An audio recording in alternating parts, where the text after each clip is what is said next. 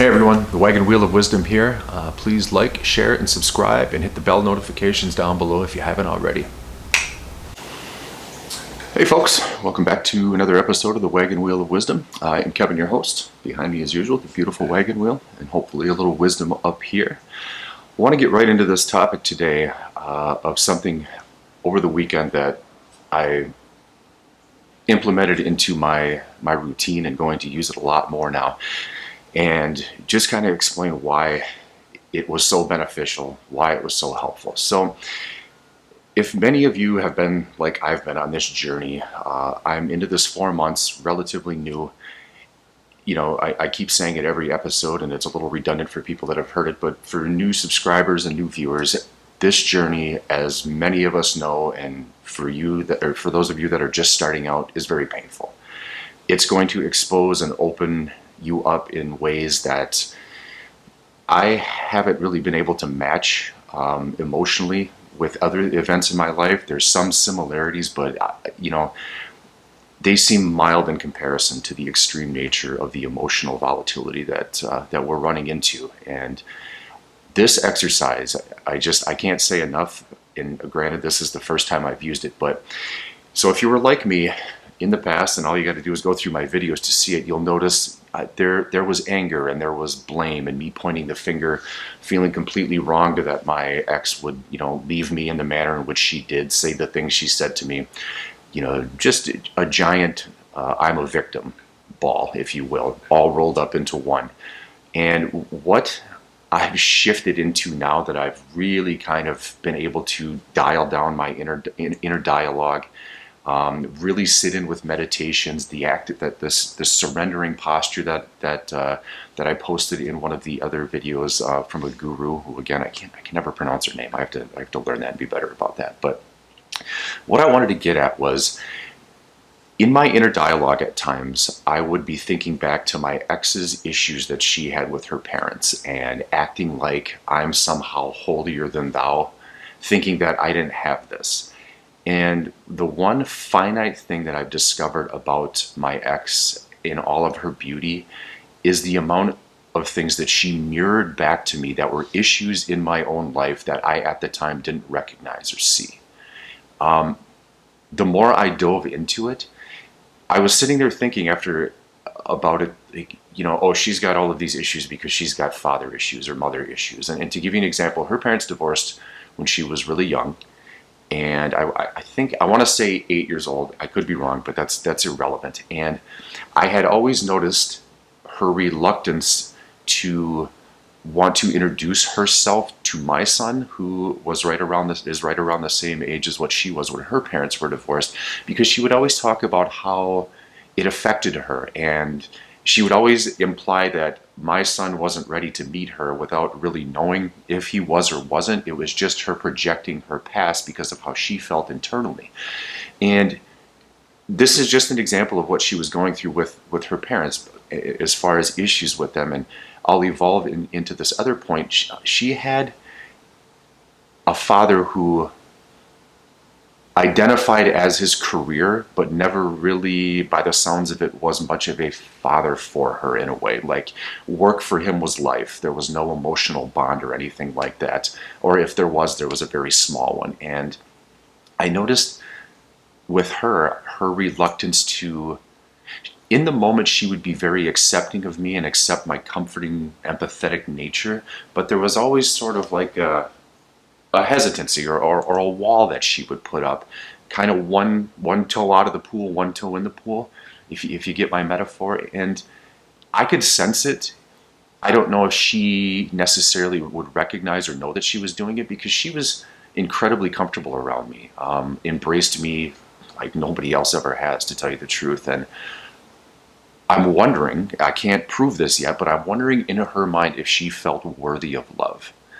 Why am I saying that?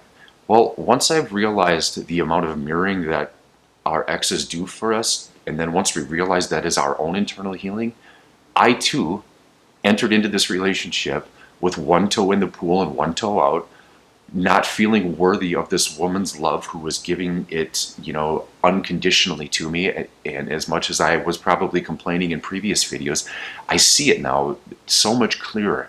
We were identically mirroring each other. It's just after the breakup, because my head was so far up my own ass, I never really realized it, and I never really realized the power and extent behind it. And so I dove down deep as hell this weekend. And as some of you may have known, this weekend was the 22nd anniversary of my dad's suicide, which has always been rough on me. And I, for many years, felt victimized by that. I felt victimized by an unhealthy home life growing up. My parents put on a huge show for the public, thinking that it was some loving family, when those two behind closed doors hated one another, constantly fighting, arguing, this and that. And again, what do you think that created in my world? Me seeking attention, me not trusting women in many ways, me basically shutting down and seeking love, seeking validation outside, and thinking I need to somehow get it from them by, if I'm this type of person, or if I do good, then I deserve love. But however, if I don't think I'm good inside, I don't deserve love, because then my parents wouldn't show it to me. So I sat there in meditation for a while in the surrendering posture and just asked, and this may come out of left field for some of you may not, but on this journey, you begin to trust the voice of your soul, because you're trying to shut the voice down here up. This dipshit up here has been driving the car too long, and my soul is now going to take the wheel over. So I would just ask, and it brought up so much old garbage that needed to be thrown out to the curb. And I am of the firm belief, you guys, the more I sit with this, again, I'm doing these exercises for me, but in the back of my mind, in a loving way, I know that it's helping heal her too. We are one soul split into two. I have to be of the mindset, and again, it isn't sneaky energy thinking I'm going to get her back if I keep doing this, because I'm getting to the position now where I'm loving the inner work so much that I'm becoming whole all by myself. And if we have read enough twin flame stuff, that's the all-encompassing aspect of this entire journey. And I believe what I'm talking to you about now is a huge catalyst for that. Allow the anger of what you may think they have done to you to flip that mirror around on yourself and ask you, why does it make me mad? I assure you, you're going to pinpoint back. You're going to, instead of pointing, you're going to figure out that it was you all along, that comes from you. So after doing that exercise yesterday, and again, I was spun up this weekend numerous times, a lot of old thoughts running through my head. And today it's just, I feel light, like something has come over me, or something has been let go that was just dragging me down for a long time. And I also, in the back of my mind, feel like I've started to heal her too. Again, this is an odd emotional journey that I'm walking one foot in front of the other. I have to preface this all the time. Do not focus on them as the reason as to why you're doing this. Focus that energy on you. Understand that the lessons might be coming from them, because that is very loving of you to then forgive them for things that maybe you thought were, terrible that they said to you in the moment, but realize what's the underlying lesson here, and why did those things make me mad? I think you're going to find the real story behind it. And again, if we're to live in soul, which is the end goal for all of this, to become who exactly we are supposed to be, setting down the old bags that have weighted our life down for a long time is, I think, the ultimate goal here. And it's why I'm finding so much damn enjoyment in this through the struggle of it all. But I am of the mindset and the firm belief that behind struggle and suffering is greatness. So let's go with that. The other thing I wanted to talk about was a soulmate connection and how I feel it to be different. So I've spoke numerous times the energy that I felt when I first met my ex, when we first had sexual relations, when we were together. Nothing compares on any level to the in the moment joy that I felt with her. There isn't anything. No person, no other feeling. It was the ultimate feeling of completeness. However, it was what I'm learning, egotistical completeness in a way, thinking I couldn't live without her. So in essence, sort of wrong, but from an energetic level, an energetic perspective, nothing matches it.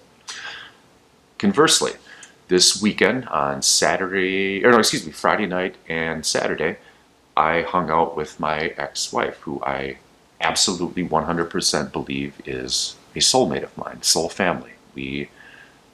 We're cut from the same cloth in many ways, and there's nothing intimate going on with us. We are excellent friends for the major goal of allowing our son to still have a family dynamic, even though we are separated or divorced. So we hung out on Friday night. Her dad gave me a call earlier on Friday. Had a little mishap with the Harley. It was laying on its side in the garage. You know, it's an 800-pound bike, and he's in his 70s. He still works on them, but sometimes they get away, and once they start tipping, there ain't no stopping it. So he gave me a call and asked if I could come down, and ended up telling him that we had football practice. So I said, what if we came down? He's like, yeah, give the daughter the call and son, and they came. So we all three rode down there, and it was just a nice conversation in the car. More importantly, it was nice to be next to somebody where our energies match. Don't get that a lot. Like, navigating these waters, there's a lot of alone time with me, but it's just nice to kind of have that companionship. On Saturday, we went down after our son's football game, and they won 14-12. We went down to the tailgate that was going on for the university down here, and we hung out with our son and one of the teammates. And again, just hanging out and talking. Energies were great. And from a soulmate connection, I completely feel the difference than I do towards my twin. The energy is just different. I feel in my ex-wife's presence, it's a relaxed, it's like I know her. You know what I mean? And I know you're probably like, well, you were married to her. Yeah, well, that was a much different person than the person now. We really energetically mirror each other on a great, calm. Our conversations are very seamless. There's none of the peaks and valleys that there used to be in it before. No volatility. We disagree, cool. But at the end of the day, both of us, we are both single. Neither one of us, I actively date. Like, we talk about dating and what a absolute shit show it is right now. Jesus. Sorry, I'm a little bitter about it. The dating cesspool. My God. Online shopping for people is what I call it. But I digress. So I just wanted to let you know the difference between what I'm feeling for my ex-wife versus my ex-twin. And from an energetic perspective, again, there's no comparison, but it's cool to have that comparison between what a soulmate is and what your ex-twin is like. It's a really neat, energetic vibe to, again, just kind of prove all of these little funky hypotheses true about twin flames. Because, if you're like me, maybe not, you believe in it, but at the same time, you're like, is this really real? Like, could this be real? Like 3D brain coming into collision with the 5D brain, but there's so many synchronicities and so many beautiful things happening that it's all too damn coincidental for it not to be real in some capacity. All of the people commenting, sharing the same stories, their experiences, what's working, what isn't working, has been absolutely beautiful, and I'm grateful for all of you. It's been incredible. I really enjoy talking about this stuff as it helps. I hope it helps you guys get through this process, because you are absolutely helping me, and I hope that doesn't come across as selfish, but just know that I will talk about things that I don't really see many other people talking about. It's coming from firsthand experience as I navigate these crazy ass waters that we're in, and you'll always get real me. So I appreciate all of you. Again, Wagon Wheel of Wisdom. You guys have a good day.